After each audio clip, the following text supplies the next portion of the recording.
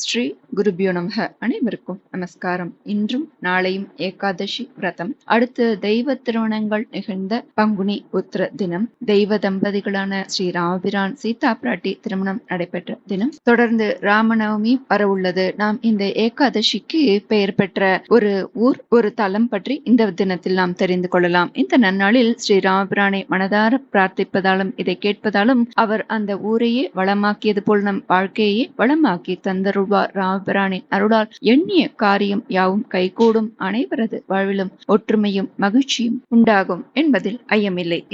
எத்தனையோ ஊர்களில் எவ்வளவோ கிராமங்கள் வித்தியாசமான பெயர்களோடு இருக்கின்றன. ஆனால் மிக வித்தியாசமாக திதிகளில் ஒன்றான ஏகாதசியின் பெயரால் அழைக்கப்படும் ஒரு கிராமம் இருக்கிறது என்றால் ஆச்சரியமாக இருக்கிறது அல்லவா? அதைவிட மேலும் ஒரு அபூர்வமும் இங்கு உண்டு.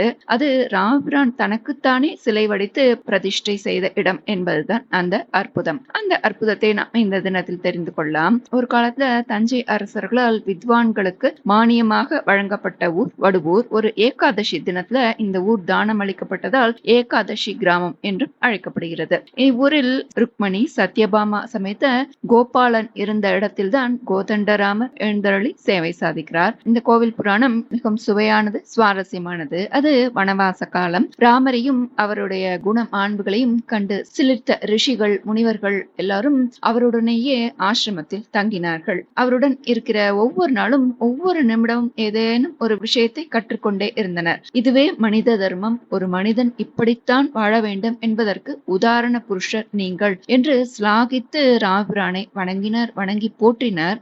ஆனால் அவர்களுக்கு வந்திருப்பது இறைவன், இவர் எடுத்திருப்பது அவதாரம் என்பதை அவர்கள் அறியவில்லை. அவர்களுக்கு இறைவனை அடைவதற்கான வழியை இறைவனை சொல்லித் தந்து அருளினார். எவ்வளே அற்புதம் அல்லவா? அந்த உபதேசம் கேட்டு அனைவரும் நெகிழ்ந்தார்கள். அங்கிருந்து ராமபிரான் புறப்படக்கூடிய தருணமும் வந்தாச்சு. எல்லாரும் பதறி போனார்கள். ரிஷிகள், உங்களை பிரிஞ்சு எங்களால இருக்கவே முடியாது, அதனால நீங்களும் எங்களுடைய இருக்க வேண்டும்னு ராமர்ட்ட எல்லாரும் சொல்றா. இந்த வனத்துல இந்த ஆசிரமத்திலேயே இருங்கள், உங்களோட வழிகாட்டுதலுடைய நாங்கள் பகவானை அடைவோம்னு சொல்லி கண்ணீர் விட்டனர், வேண்டினர். எப்படியே இருக்க விடிந்தது. அங்கே அந்த காட்சியை பார்த்து ரிஷிகள்லாம் வியந்து போனார்கள், பிரமித்தார்கள், பார்த்து பார்த்து பரவசமானார்கள். என்னது? அங்க மிக மிக அழகா கம்பீரமாக ராமரை போலவே ஒண்ணு. எல்லாரும் ராமரும் சொல்லி ஓடி போய் தொட்டு தொட்டு பார்த்தார்கள். கண்ணுல ஒத்திக்கிறா, விரலெல்லாம் இப்படி நீ விடுறா, பாதங்கள்லாம் வருடி விடுறா, கண்ணத்தெல்லாம் இப்படி கொஞ்சரா, அப்படியே பாக்கிறதுக்கு தத்ரூபமா அப்படியே ராமர் மாதிரி. ஆனா அது ஒரு சிலை.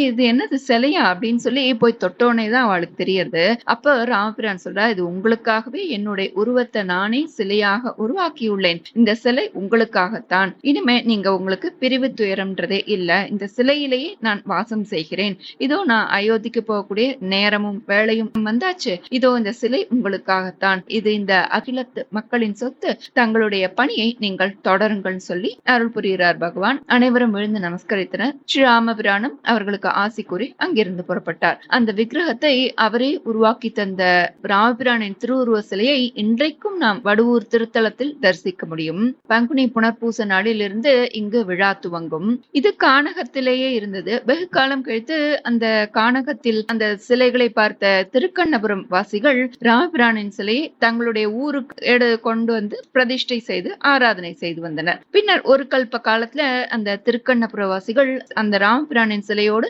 தாங்கள் செய்து வைத்திருந்த சீதை, லக்ஷ்மணர், பரத, ஹனுமன் சிலைகளையும் அந்த திருத்துறைப்பூண்டிக்கு பக்கத்துல இருக்கக்கூடிய தலைஞாயிறு என்ற இடத்துல ஒரு அரசரம் மடத்துக்கு அடியில பாதுகாப்பா இருக்கணும்னு புதைச்சு வச்சுடுறா. கால வெள்ளத்துல எத்தனையோ ஆண்டுகள் கடந்தன.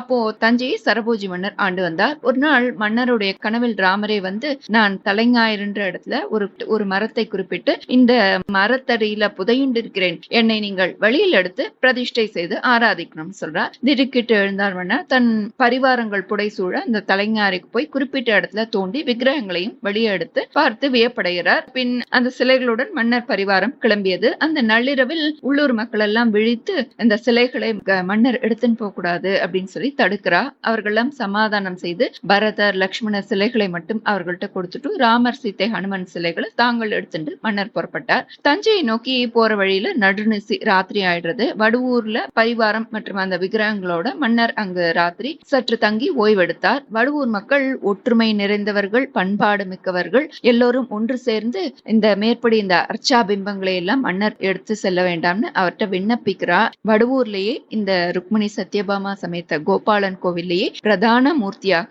இந்த கோதண்டராமரை நீங்க பிரதிஷ்டை செய்யணும்னு சொல்லி மன்றாடி கேட்டுக்கிறா. மன்னர் மறுத்தார். ஆனா மக்கள்லாம் அந்த ஆலயத்தோட மொட்டை கோபுரத்துல ஏறி நின்று நாங்கெல்லாம் பிராண தியாகம் செஞ்சிருவோம்னு சொல்ல அவர்களுடைய உறுதிக்கும் ராம பக்திக்கும் மெச்சி வியந்து அந்த சிலைகளை வடுவூர்லயே பிரதிஷ்டை செய்யறதுக்கு சம்மதிக்கிறார். அது முதல் வடுவூர் கோபாலன் கோவிலின் பிரதான மூர்த்தியாக கோதண்டராமர் எழுந்தருளி சேவை சாதிக்கிறார். மூலவர் சன்னதியில் உற்சவர் ராமராக ராமரே செய்தருளிய ராமரின் விக்கிரகம் இன்றும் காண்போரை கவர்வதாய் அமைந்துள்ளது. பிற்காலத்தில் வடுவூர் மக்கள் லட்சுமணர் சிலையை வார்த்தனர். அது ஒரு பெண் வடிவமாக ஆனதாம். அதை அழகிய சுந்தரி அம்மனாக பிரதிஷ்டை செய்து அதற்கு ஒரு தனி ஆலயமும் அமைத்தனர் அப்படின்னு சொல்லப்படுறது. ஜெகன்மோகனரான மூலவர் கோதண்டராமர், சீதா பிராட்டி, லட்சுமண ஹனுமர் சமேதராய் திருக்கல்யாண கோலத்தில் இங்கு கருவறையில் காட்சி தருகிறார். நாச்சியாரான சீதா பிராட்டிக்கு இங்கு தனி சன்னதி இல்லை. ஆச்சாரியர்களால் போற்றப்பட்ட பிரான் பிரார்த்தனை தலம் ராமரே தனது சுந்தர வடிவை தனது கையினாலேயே விக்கிரகமாக வடித்த மனதை கொள்ளை கொள்ளும் வடுவூர் அழகிய ஸ்ரீ கோதண்டராமரை மனமுருகி வேண்டிக் கொண்டால் காரியம் யாவும் கைகூடும் என்பது உறுதி. சுவாமிக்கு திருமஞ்சனம் செய்து வழிபட திருமண பாக்கியம் கைகூடும், நல்ல வாழ்க்கை துணை அமையும், பதவி உயர்வு, செல்வ செழிப்பு உண்டாகும். மேலும் அவரவரிடம் உள்ள அனைத்து துர்குணங்கள் கெட்ட சிந்தனைகளும் மாறி நற்குணங்களை அனைவருக்குள்ளும் விதைத்து அன்பொழுக சீரும் சிறப்புடன் வாழச் செய்வார் ராமச்சந்திரமூர்த்தி. அனைவரும் வாழ்வில் ஒரு முறையேனும் வடுவூர் ஸ்ரீ கோதண்டராமரை தரிசிக்க முயற்சி செய்வோம். இந்த தினத்தில் நாம் ஸ்ரீராமாஷ்டகம் பாராயணம் செய்யலாம்.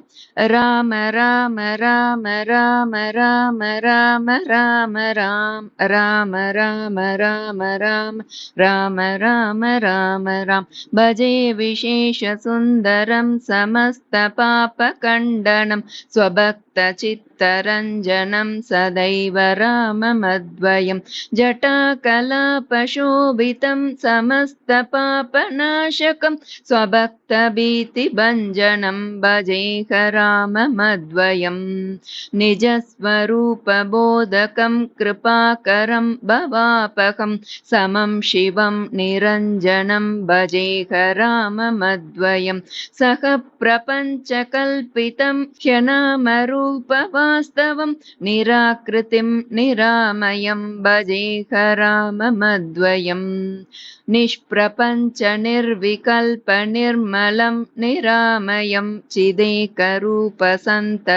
भजेह राममद्वयं भवाब्धिपोतरूपकं ह्यशेषदेहकल्पितं गुणाकरं कृपाकरं भजेह राममद्वयं महावाक्यबोधकैर्विराजमणवाक्पदैः परब्रह्मव्यापकं भजेह राममद्वयं शिवप्रदं सुखप्रदं भवच्चिदं भ्रमापकं विराजमानदैशिकं भजेह राममद्वयं रामाष्टकं पठति यः सुकरं सुपुण्यं व्यासेन भाषितमिदं शृणुते मनुष्यः विद्यां श्रियं विपुलसौख्यमनन्तकीर्तिं सम्प्राप्य देहविलये लभते च मोक्षम् इति श्रीव्यासविरचितं श्रीरामाष्टकं सम्पूर्णं। श्रीगुरुभ्यो नमः।